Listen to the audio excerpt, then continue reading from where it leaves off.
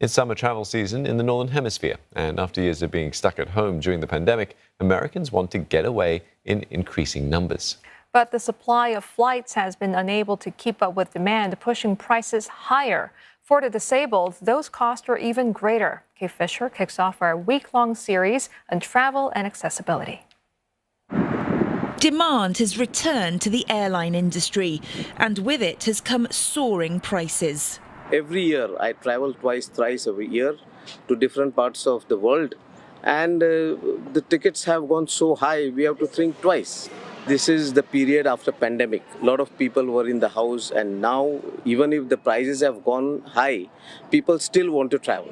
That is the root cause of the rising prices, according to industry watchers. There's a lot of people who are they're willing to pay the price because they don't want to miss out anymore. I mean, honestly, I'm among them. I'm going to Costa Rica this year with my son, and he's missed 2 years of travel. He's 11 now.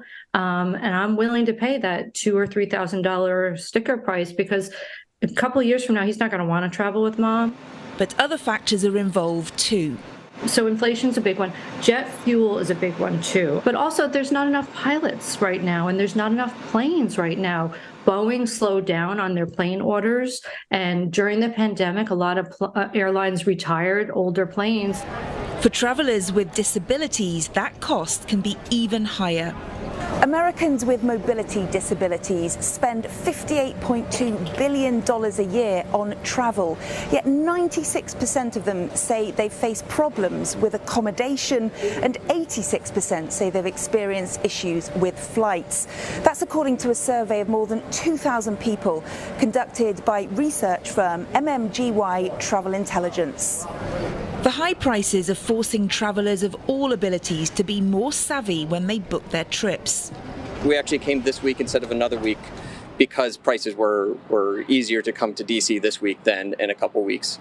So there's at least still, I feel like we can try to look for budgets or look for a deal, and that will influence on when we'll make our decisions. When we do fly, I'm often checking, I think my wife gets a little annoyed, but I'll check multiple websites to just make sure that we're getting the best deal. I've definitely noticed the rise in ticket prices. I'm a Southwest flyer, so I typically go see my girlfriend who lives in the middle of the country.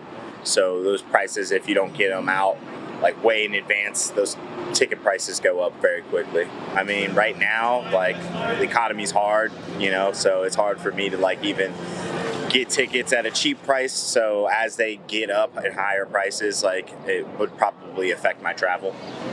With higher fares influencing consumer behaviour, some in the industry think that prices will soon start to stabilise.